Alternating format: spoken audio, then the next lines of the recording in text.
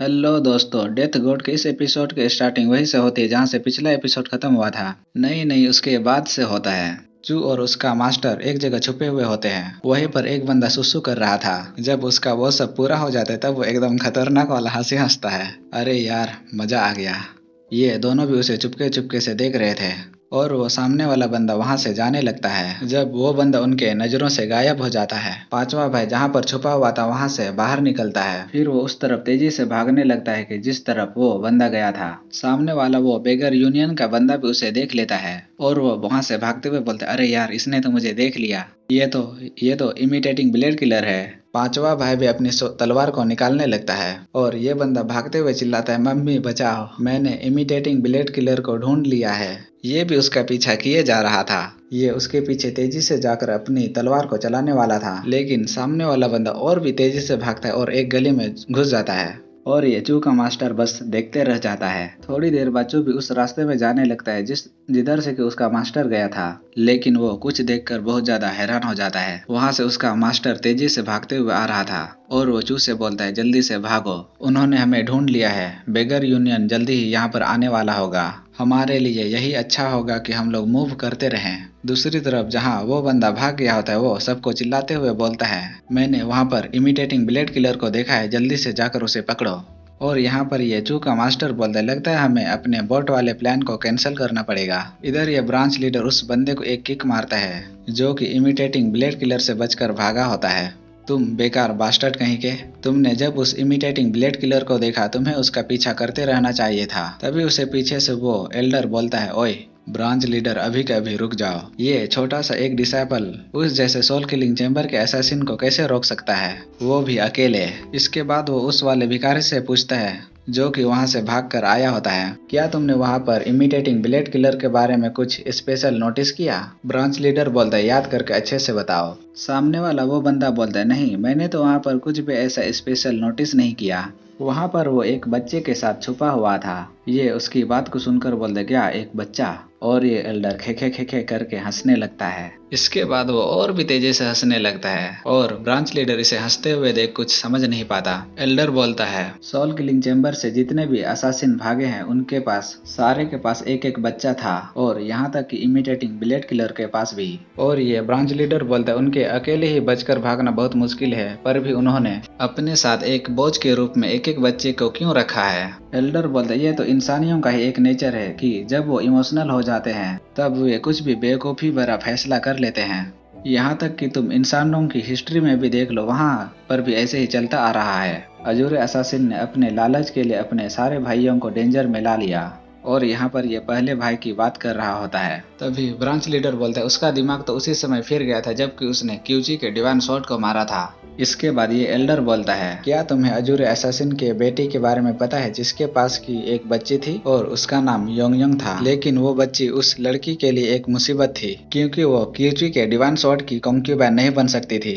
इसी वजह से अजूरे असैसिन ने बच्चों को लिया और अपने सारे भाइयों से एक एक बच्चे को लेकर भागने को कहा और खुद ने 10 कास्टिसमेंट्स वाली सजा को स्वीकार किया। ये सब उसने इसीलिए किया क्योंकि वो उस बच्चे को बचाना चाहता था। मैं श्योर हूँ कि योंग योंग की बच्ची उन्हीं चारों भाइयों में से किसी एक के पास होगी। अगर वो बच्चे जिंदा बचे तो वो सारे के सारे गुस्से और नफरत के साथ बड़े होंगे। अंत में वो हमारे खिलाफ लड़ेंगे।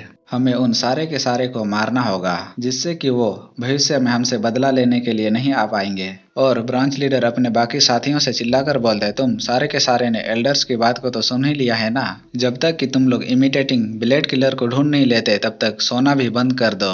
चलो जाओ और जाकर उसे ढूंढो। हमारा सीन फिर शिफ्ट होकर रात को एक जंगल का दिखाया जाता है। वही झाड़ियों से किसी के गुड़गुड़ की आवाज आती है। तभी कोई बोलता है, क्या तुम भूखे हो? दूसरा बोलता है, नहीं नहीं, मुझे भूख नहीं लगी। तभी उसके पेट से फिर से गुड़गुड़ की आवाज आती है और वहां पर से चू और उसका मास्टर निकलते हैं जो कि वही झाड़ियों में छुपे हुए थे। तभी उसका मास्टर बोलते, चलो चलते, हमें कुछ खा लेना चाहिए। और चू बोलता है, ठीक है मास्टर। वहां से चलते चलते उसका मास्टर बोलता है, लगता है हमें उन बेगर्स का ध्यान को भटकाने के लिए कुछ करना होगा।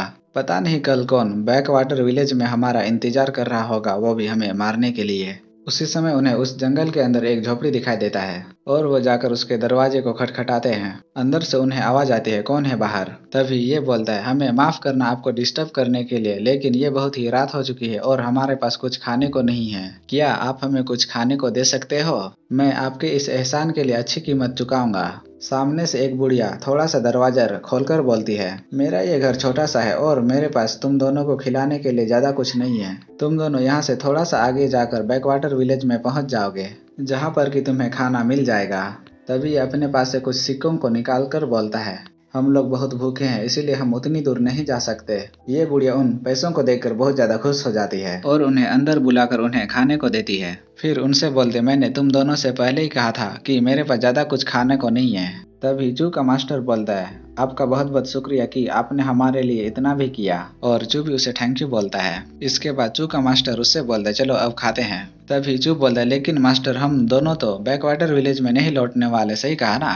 मेरे ख्याल से हमारे लिए ये सही होगा कि हम लोग बैकवाटर विलेज में वापस से ना लौटे, क्योंकि वो लोग अभी और भी ज्यादा अलर्ट हो गए होंगे। लगता है हमारे पास अब और कोई भी चॉइस नहीं बचा, हमें इन पहाड़ों से होकर ही सफर करना पड़ेगा। लेकिन यार मैं तो बोट पर चढ़ना चाहता था। और ये बुढ़िया भी उनकी बातों को चुपचाप सुनती है और चू का मास्टर चू को देखते हुए सोचता है, ये बच्चा ये गलत इन्फॉर्मेशन को भी इतनी ज्यादा नेचुरली बोल पा रहा है। उसी समय वहां का दरवाजा कोई खटखटाता है और वह बुढ़िया इसे सुनकर बोलते हैं, अरे यार यहाँ पर इतने सारे विजिटर्स, वो भी रात को ही क्यों आ रहे हैं? कौन है वहां पर? बाहर से उन्हें आवाज आती है, हम लोग बेगर यूनियन के डिसाइपल हैं। और वह बुढ़िया थोड़ा सा दरवाजा को खोलकर बोलती है, भला इतनी रात को बेगर यूनियन के डिसाइपल्स का यहाँ पर क्या काम है? सामने से वो डिसाइपल्स उसे इमिटेटिंग ब्लेड किलर यानी कि चू के मास्टर का फोटो दिखाते हुए बोलते हैं, क्या तुमने इस आदमी को कहीं देखा है? ये एक असासिन है और इसने कई सारे लोगों को मारा है। वो बुढ़िया उस फोटो को देखकर बहुत ज्यादा डर जाती है। अंदर से चू और उसके मास्टर भी ये सब देख रहे थे। तभी चू उससे बोलता है, ग्रैंडमा मुझे और भी डम्पलिंग्स चाहिए।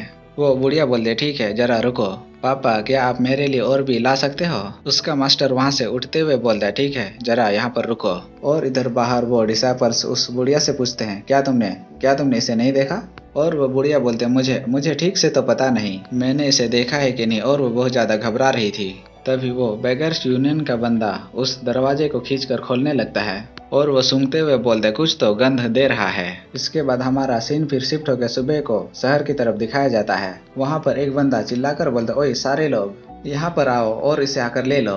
दूसरे बंदे उसके पास जाकर बोलते हैं, क्यों क्या है ये? पहले वाला भिखारी बोलता है, मुझे कुछ डम्पलिंग्स मिले हैं। ये बोलता, ओह डम्पलिंग्स, अरे यार मैं बहुत भूखा था, हमें इसे खाकर अपने पेट को भर लेना चाहिए ताकि हमें एनर्जी मिले, ताकि हम उस इमिटेटिंग ब्लेड किलर को ढूंढ सकें। दूसरा बोलता, हाँ तुमने बिल्कुल सही बोला, चलो अब इसे जल्दी से खा लो।